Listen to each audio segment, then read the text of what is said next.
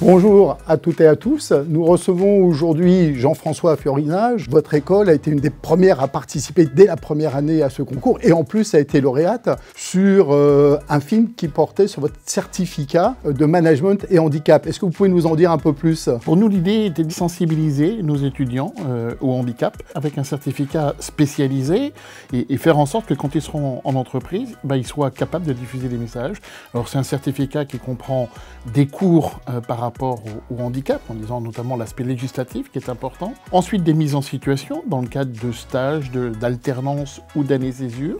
Et ensuite, une évaluation par un jury professionnel avec une IRH. Et à la fin, ils ont ce certificat. C'est un véritable plus.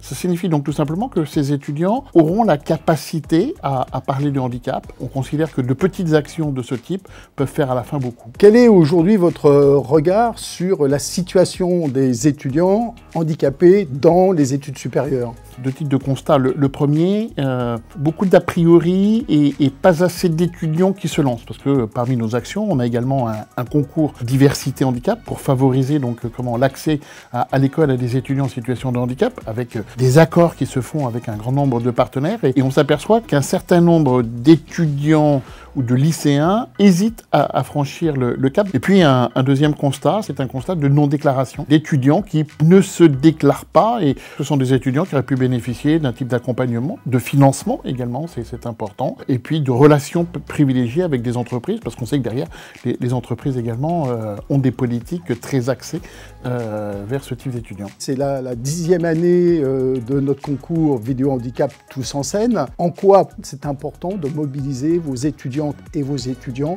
sur ce sujet-là? Parce que ce type de projet permet à la fois de réfléchir sur ces aspects. Il y a un aspect de créativité, puisque la vidéo, on peut faire beaucoup de choses. C'est s'emparer de problèmes de société, travailler dessus et en faire à la fois après un vrai projet qui serve à tout le monde. Qu'est-ce que vous pouvez dire à vos étudiants pour les mobiliser et participer à cette édition de Tous en scène? Par rapport à cette thématique, il y a plein d'axes possibles. C'est ce qui fait vraiment sa force.